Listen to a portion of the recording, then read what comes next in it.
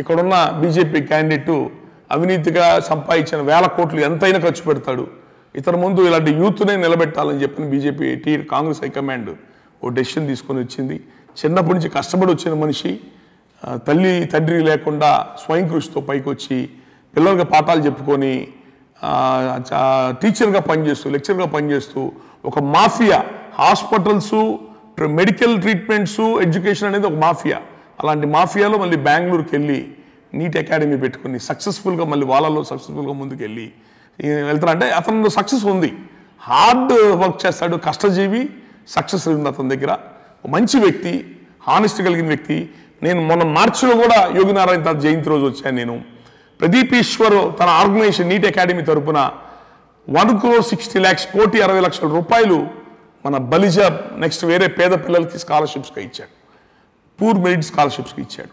అంటే మన టికెట్ ఏం ఆశించాలి, పొలిటికల్గా ఏం ఆశించకుండా ఇచ్చాడు. అది పార్టీ రికగ్నైజ్ చేసి గుర్తించి ఇచ్చి అతనికి పోస్ట్ ఎమ్మెల్యే టికెట్ ఇచ్చింది తప్ప అతనేం ఆశించి చేయలే. ఇవన్నీ కూడా మంచి వ్యక్తికి టికెట్ ఇచ్చారు చిక్బల్లాపూర్లో. దయచేసి ఎంతోమంది కష్టపడి వాళ్ళ ప్రాణాలను తెగించి ప్రాణాలు పోగొట్టుకొని మనకి బ్రిటిష్ వాళ్ళ నుంచి స్వతంత్రం తీసుకొచ్చి మనకి డెమోక్రసీ ఇచ్చారు. డెమోక్రసీ దేనికి ఇచ్చారు? నిజాయితీ కలిగిన వ్యక్తిని, మంచి వ్యక్తుల్ని ఓటు వేసి ఎన్నుకోండి అని. వాళ్ళంత కష్టపడి ఇచ్చిన డెమోక్రసీని మీరు 500 రూపీస్కి, 1000 రూపీస్కి, 2000 రూపీస్కి ఎలక్షన్ రాగానే ఓటు 2,000 రూపాయలకి, 3,000 రూపాయలకి అమ్ముకొని డబ్బులు తీసుకొని ఓటు ఎవడి డబ్బులు ఇచ్చినోడికి ఓటేస్తే మన పెద్దలు కష్టపడి తీసుకొచ్చిన స్వతంత్రం దేనికి? వాళ్ళు తీసుకొచ్చిన డెమోక్రసీ దేనికి? మనకు మంచి వ్యక్తులు ఎన్నుకోమని కదా. వీళ్ళందరూ ఎక్కడి నుంచి డబ్బులు తెచ్చిస్తున్నారు మనకి? ఇక్కడ ఉన్న ఎమ్మెల్యే క్యాండిడేట్ కానీ మిగతా వాళ్ళందరూ ఒకప్పుడు ఏమన్నా మల్టీ మిలియన్లు కోటీశ్వర్లు వీళ్ళందరూ ఏమన్నా కాదు. మన మీద ఈ పాలిటిక్స్లో మన మీద ఎమ్మెల్యేలు గెలిచి మన ప్రభుత్వాల్లో మన డబ్బుని వేల కోట్లు దోచుకొని మన డబ్బుని వేల కోట్లు దోచుకొని తిరిగి మళ్ళీ ఎలక్షన్స్ రోజు మనకే పంచుతున్నారు. ఇట్లాంటి ఎంకరేజ్ చేద్దామా మనందరం కలిసి? ఇట్లాంటి ఎంకరేజ్ చేసి మన నెక్స్ట్ జనరేషన్స్ కూడా ఇవే నేర్పుదామా? బాగా దోచుకోండి, డబ్బులు బాగా దోచుకోండి, ఎలక్షన్ దాకా జనాలు పెట్టండి, మళ్ళీ గెలవండి, మళ్ళీ దోచుకోండి, మళ్ళీ గెలవండి. ఇలాంటి కల్చర్ మనం నేర్పుదాం, ప్రజలు నేర్పుదామా? దయచేసి ఇలాంటి కల్చర్తో ముందుకు పోతే కంట్రీ నాశనం అయిపోద్ది, స్టేట్ నాశనం అయిపోద్ది, మన పిల్లల భవిష్యత్తు నాశనం అయిపోద్ది. దయచేసి ఆ రోజు ఇచ్చే 1,000 రూపాయలు, 2,000 రూపాయలు గుర్తుపెట్టుకోండి. 2,000 రూపాయలు అంటే 5 ఇయర్స్కి రోజుకు రూపాయి కూడా పడదు. 365 డేస్, 5 సంవత్సరాలకి ఎన్ని రోజులు లేని 1900 డేస్, 2000 డేస్ వేసుకోండి. 2000 రూపీస్ ఇచ్చాడు మీకు, ఎంత అవుతుంది? రోజుకు 1 రూపీ.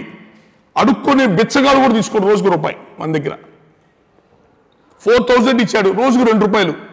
బెచ్చగాడు తీసుకుంటే 2 రూపాయలు ఈ రోజుల్లో ఎవరిని ఇస్తుంటే అంతకంటే దిగజారేమో మనం. దయచేసి మీ ఓట్లు అమ్ముకోబాకండి.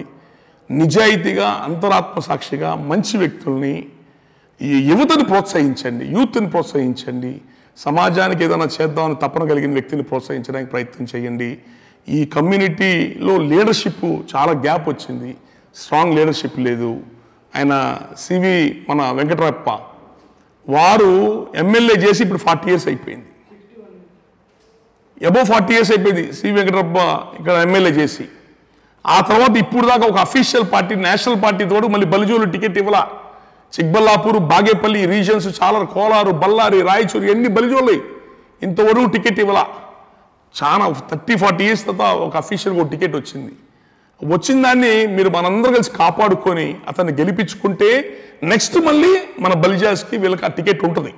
అదర్వైజ్ నెక్స్ట్ ఎలక్షన్స్కి వచ్చేటప్పటికి వీళ్ళు ఇచ్చినా గెలిపించుకోలేదు తప్ప వేరే కమ్యూనిటీకి ఇచ్చేద్దాం అంటారు.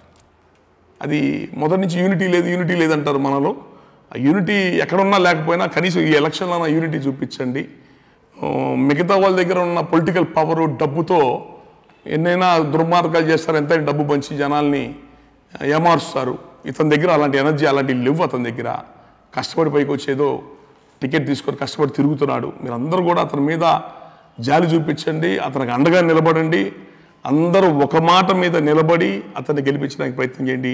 మీ ఓటు అమ్ముకోవద్దు. అందరూ వన్ సైడెడ్గా ఎలక్షన్ చేయండి. ప్రతి ఓటు ఎలక్షన్లో పార్టిసిపేట్ చేయండి. మీ ఓటుని వేస్ట్ చేసుకోబాకండి. ఒక మంచి యూత్ని, మంచి జనరేషన్ని అసెంబ్లీలో పంపించడానికి ట్రై చేయండి. మన స్టేట్, కర్ణాటక స్టేట్ని భవిష్యత్తులో కాపాడుకునే ప్రయత్నం చేయండి. Thank you.